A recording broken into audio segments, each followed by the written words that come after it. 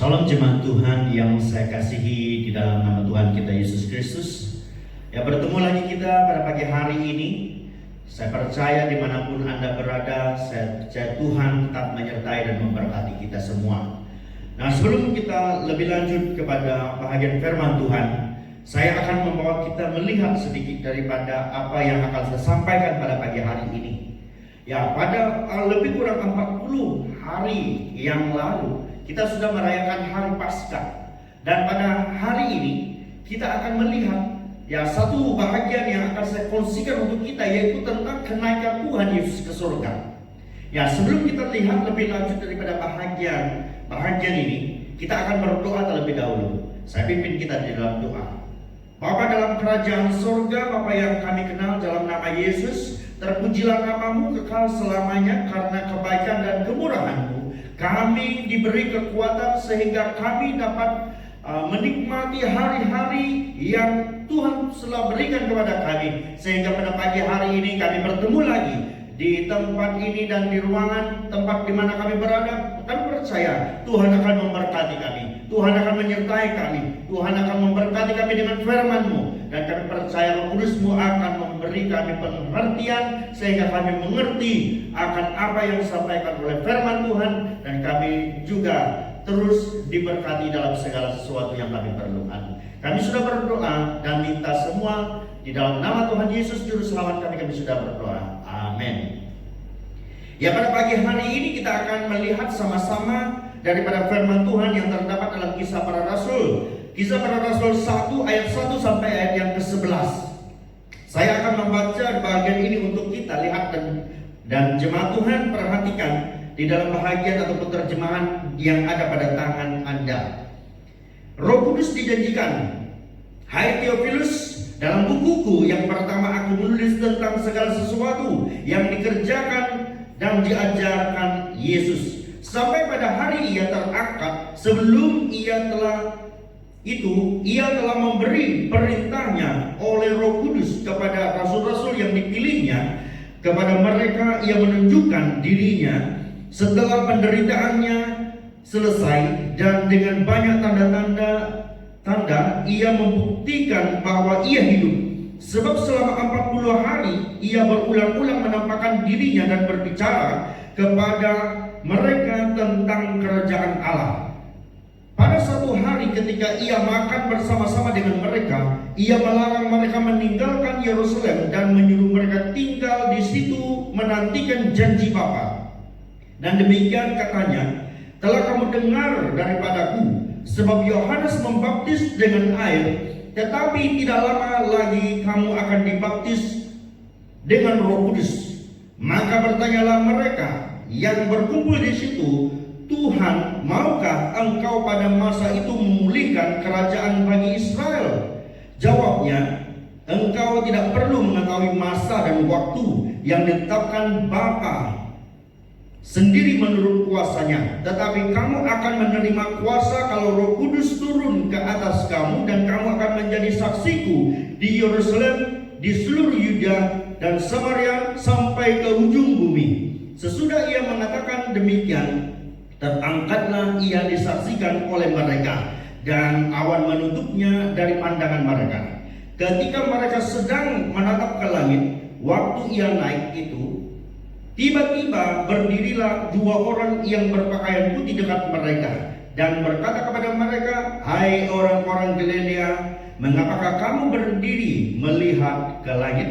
Yesus ini yang terangkat ke surga meninggalkan kamu akan datang kembali dengan cara yang sama seperti kamu melihat dia naik ke surga.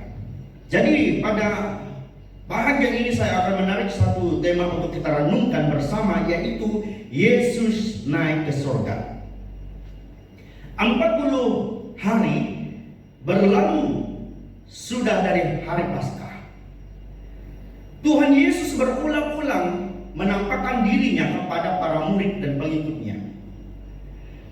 Dia menampakkan diri kepada murid-muridnya, memberi pencerahan mengenai siapanya Dia yang sesungguhnya dan apa itu artinya kerajaan Allah, dan perkara-perkara yang akan menyertai orang-orang percaya. Bukan sekadar peristiwa kematian Tuhan Yesus dan kebangkitannya saja. Satu lagi peristiwa yang penting dalam Alkitab, yaitu kenaikan Yesus ke surga. Kenaikan Yesus ke surga merupakan perkara yang harus dipahami oleh setiap orang percaya. Yesus naik ke surga untuk kepentingan semua orang yang menantikan Dia.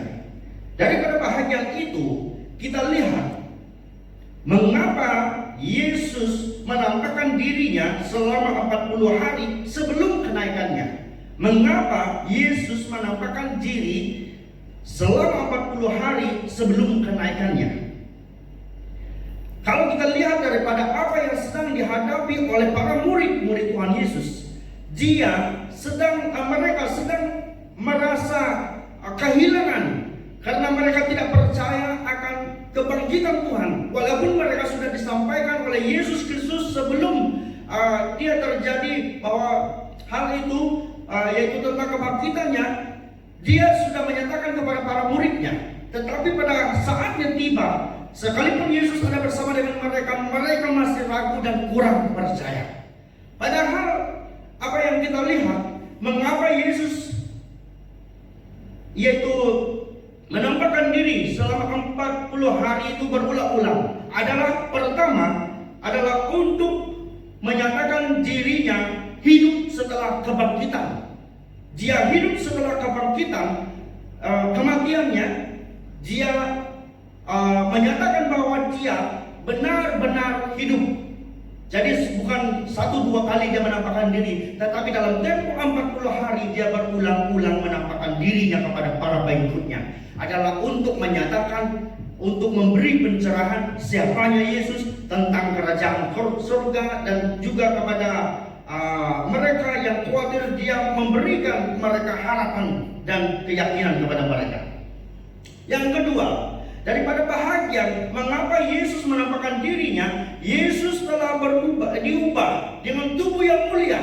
Dalam bahagian Markus 16 di sana menyatakan waktu mereka berkumpul, tiba-tiba Yesus masuk ke ruangan itu tanpa melalui pintu, dan kita juga dapat melihat dia tiba-tiba ada di sana dan tiba-tiba ada di satu tempat, di mana kehadiran Tuhan itu menyatakan bahwa Dia bangkit dan dengan tubuh yang mulia selama Dia berada di bumi ini, menyatakan tentang perkara-perkara yang harus terjadi dan akan menyertai orang-orang percaya. Yang seterusnya daripada bahagian itu, mengapa Yesus menampakkan diri kepada para muridnya? Dia sebelum naik ke surga harus menyatakan yang seharusnya ada kepada seorang pengikut, ada murid Tuhan. Dia menampakkan bahwa dia adalah satu hal yang harus dimiliki oleh orang-orang percaya adalah percaya kepada kematian, percaya kepada kebangkitan, dan percaya kepada kenaikan Tuhan Yesus. Hal ini yang kita dapat lihat di dalam Yohanes 3 ayat 13 berkata bahwa Yesus naik ke surga karena dia berasal dari surga. Tidak ada seorang pun yang telah naik ke surga selain daripada Dia yang telah turun dari surga, yaitu Anak Manusia. Tekanan yang dihadapi oleh para murid pada waktu itu, mereka sangat tertekan, merasa kehilangan, mereka sangat kesedihan karena kematian yang Tuhan Yesus yang mereka telah lihat dalam waktu-waktu yang telah lalu. Jadi apabila kita lihat daripada saat ini, hal yang mereka hadapi, terkadang Tuhan mengizinkan perkara itu harus terjadi supaya mereka lebih kuat. Mereka dapat mengatasinya dengan kekuatan yang Tuhan berikan. Karena daripada apa yang kita lihat daripada bahagian yang terjadi kepada murid-muridnya, mereka kurang percaya dengan apa yang sudah disampaikan kepada mereka pada sebelum Tuhan Yesus mati di atas kayu salib dan bangkit pada waktu atau hari yang ketiga. Nah, sebenarnya Tuhan mengizinkan perkara itu terjadi dalam keadaan kesedihan, dalam keadaan tekanan. Dia mau kita berteriak, meminta pertolongan supaya kita dapat mengatasinya dengan kekuatan, dan Dia akan dapat memberi kita jalan keluar dari segala perkara yang kita hadapi. Dan seterusnya daripada bagian itu ialah Dia menjanjikan satu lagi perkara yang luar biasa kepada kita, menjanjikan Roh Kudus. Setelah Dia pergi dan naik, Dia akan menjanjikan seorang penolong kepada kita. Hal yang luar biasa kepada orang-orang percaya. Kita harus pahami bahwa Roh Kudus itu telah dicurahkan dan telah diberikan kepada setiap orang percaya. Dalam keadaan kita bersedih, dalam keadaan kita berduka, dalam keadaan kita tertekan, dalam keadaan kita punya masalah, kita percaya kita ada penolong yang telah diberikan oleh Tuhan. Sekalipun Dia sekarang pergi dan naik ke surga dan duduk di dalam kerajaan surga, Dia memberi penolong kepada kita, yaitu Roh Kudus, supaya kita tetap kuat, supaya kita tetap memahami apa yang harus dilakukan oleh Tuhan kepada kita. Nah, selanjutnya daripada apa yang dijanjikan oleh Tuhan kepada kita adalah dalam Kisah Para Rasul 1, 5 dan 8 ini adalah janji daripada Roh Kudus yang akan menyertai kita, yang akan bersaksi melalui kita sebagai orang-orang yang percaya kepadanya. Oleh karena itu, saudara, kita akan lihat mengapa, poin yang kedua, mengapa Yesus naik ke surga adalah karena Dia telah menunjukkan, Dia turun dari surga dan menunjukkan jalan kepada orang-orang percaya supaya sampai kepada kerajaan Tuhan, yaitu dalam kerajaan surga, supaya mereka tahu jalan ke sana. Oleh karena itu, dalam bagian Yohanes pasal 14 ayat 6 berkata, katanya kepada mereka, akulah jalan kebenaran dan hidup, tidak seorang pun sampai kepada Bapa kalau tidak melalui aku. Inilah sebabnya Tuhan turun dari surga dan menyatakan dirinya menjadi manusia dan hidup seperti manusia dan menjalani hidup seperti manusia dan pernah menderita dan juga mati dan dibangkitkan di antara orang mati. Hal ini dinyatakan bahwa Dia menunjukkan bahwa perkara-perkara yang harus ada kepada orang percaya supaya mereka meneladani Dia untuk memperoleh jalan masuk ke surga. Hanya percaya melalui Yesus, percaya membawa kita kepada kerajaan surga ataupun kerajaan Allah yang akan datang pada waktu Tuhan Yesus datang kedua kalinya. Dia menunjukkan jalan kepada orang-orang percaya. Dan yang seterusnya daripada bahagian itu, Dia mempersiapkan tempat untuk orang-orang percaya.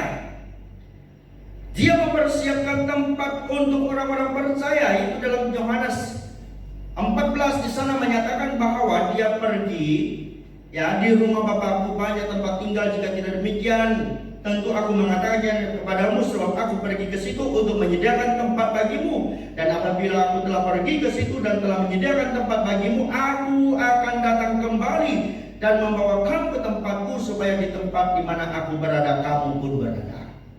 Ini adalah janji yang dinyatakan Tuhan sebelum Dia terangkat ke surga. Hal ini harus kita pegang sebagai satu pegangan kita orang-orang percaya. Dan kita harus melihat apa yang sudah Tuhan nyatakan. Dan perkara ini akan menyertai kita, orang-orang percaya. Yesus naik ke surga dan tidak meninggalkan kita bersendirian, malahan Dia menjanjikan satu perkara yang hebat, yaitu memberikan kita Roh Kudus. Ya, dalam Yohanes 16 ayat 7 tadi saya katakan kepada kita, saya baca, namun benar yang kukatakan ini kepadamu apabila lebih berguna bagi kamu jika aku pergi. Sebab jikalau aku tidak pergi, penghibur tidak akan datang kepadamu. Tetapi jikalau aku pergi, aku akan mengutus Dia kepadamu, yaitu Roh Kudus, Roh kebenaran, yang membenarkan kita. Selama kita hidup, kita dapat dibenarkan oleh karena kebenaran yang ada di dalam Yesus Kristus. Nah, bagaimana kita mengetahui kita dikuasai oleh Roh Kudus? Yang pertama, kita harus mengizinkan Roh Kudus menguasai hidup kita. Ada orang yang berkata bahwa percaya, tetapi mereka tidak pernah mengalami pekerjaan Roh Kudus. Nah, karena mereka tidak mengizinkan pekerjaan Roh Kudus terjadi dalam hidup mereka. Bagaimana kita mengetahui kita dikuasai oleh Roh Kudus? Yang kedua, kita harus menjadikan diri kita bait Allah. Dalam 1 Korintus 3 ayat 16 di sana berkata bahwa tidak tahukah kamu bahwa kamu adalah bait Allah dan bahwa Roh Allah diam di dalam kamu. Kita harus mengetahui bagaimana kita dikuasai oleh Tuhan. Yang pertama tadi kita membenarkan diri kita, mengizinkan diri kita dikuasai oleh Roh Kudus yang telah diberikan oleh Allah setelah kenaikannya. Dan yang kedua, kita menjadikan kita bait Allah supaya Dia dapat tinggal, Roh Kudus itu dapat tinggal. Yang ketiga, kita menjadikan jadikan kita sebagai alat yang dipakai oleh Allah melalui Roh Kudus dapat bersaksi dan menjadi saksi yang dapat berkata-kata tentang keselamatan kerajaan Allah yang akan datang pada masa yang disediakan oleh Tuhan pada waktunya. Jadi apabila kita melihat daripada bahagian ini, saudara, oleh Roh Kudus kita dapat bertindak. Oleh Roh Kudus kesaksian kita dapat meyakinkan orang lain. Ya, di mana kita harus bersaksi. Dalam ayat yang ke-8 di sana berkata bahwa kamu akan menjadi saksiku di Samaria, di Yerusalem, di Samaria, di Yudea, di seluruh bumi. Ya, kita harus di mana kita harus bersaksi? Kita bersaksi dalam keluarga kita, di masyarakat kita, dalam tempat pekerjaan kita, dan juga di dalam pelayanan kita. Kita harus menyatakan bahwa kita menjadi saksi yang benar, menghasilkan buah yang dapat memberi terang kepada orang lain. Maka hal itu kita akan mengetahui bahwa kita dikuasai oleh Roh yang telah dicurahkan oleh Allah, yang diberikan oleh Allah kepada kita. Ya, kita bersaksi dalam keadaan-keadaan yang ada di sekitar kita, menyatakan melalui perwatakan kita. Itu adalah menunjukkan bahwa kita telah bersaksi tentang kerajaan Allah. Oleh itu, saudara Bapak Ibu yang saya kasihi, kita harus bersaksi tentang kesetiaan, percaya. Tuhan Yesus berkata kepada mereka, tinggal di situ sampai kepada sesuatu yang dijanjikan oleh Tuhan, yaitu menjanjikan Roh Kudus yang ada bersama dengan mereka. Ya, dalam keadaan ini orang-orang Galilea yang banyak menyaksikan daripada peristiwa-peristiwa terangkatnya Tuhan ke surga. Maka dengan itu, saudara, pada saat ini kita dapat lihat, kembalilah kita kepada Tuhan. Lihatlah, bacalah firman Tuhan setiap hari, renungkanlah firman itu. Maka Roh Kudus yang sudah dijanjikan oleh Tuhan itu akan memberi kita pengertian dalam apapun keadaan yang kita hadapi. Jikalau kita tidak berteriak meminta pertolongan daripada Tuhan, tanpa kita meminta bantuan daripada Tuhan, kita tidak dapat menyelesaikan masalah kita sendiri, karena kita tidak memerlukannya. Tetapi sebaliknya, yang sebenarnya harus kita lakukan sebagai orang percaya, yaitu setiap hari mencari Tuhan, setiap hari membaca firman Tuhan, setiap hari kita menyatakan kebaikannya kepada orang lain. Maka itu kita akan dipenuhi. Sekalipun kita merasakan diri kita masih baru saja mengenal yaitu firman Tuhan, tetapi kita lewat kesaksian yang kita lakukan, kita dapat menyatakan semuanya kepada mereka. Nah, inilah bagian firman Tuhan yang kita akan lihat bersama pada hari ini. Peristiwa ini adalah merupakan satu perkara yang penting yang harus dipahami oleh setiap pribadi, orang-orang percaya, yang pastinya yang dijanjikan Tuhan kepada kita, Dia pasti datang. Dia pasti datang. Dalam ayat yang ke-11 daripada Kisah Para Rasul, Dia akan turun seperti mana Dia naik, dan Dia akan datang pada waktu kedua kalinya. Dan kita harus menjadi orang yang siap, mempersiapkan diri kita. Karena dengan itu firman Tuhan menjawab kepada kita, engkau tidak perlu mengetahui masa dan waktu yang ditetapkan Bapa sendiri menurut kuasanya. Maka dengan itu marilah kita lebih giat lagi merenungkan dan membaca firman Tuhan, karena tugas kita adalah membaca, dan Roh Kudus akan menjelaskannya kepada kita. Semoga firman Tuhan ini memberkati kita semua. Biarlah kita menjadi terang dan garam, kita menjadi bersaksi di mana tempat kita berada, dan biarlah berkat-berkat Tuhan itu menyertai setiap orang percaya. Maka dengan itu firman Tuhan yang kita pelajari pada hari ini sampai di sini, biarlah Tuhan Yesus terus memberkati kita semua. Haleluya, amin.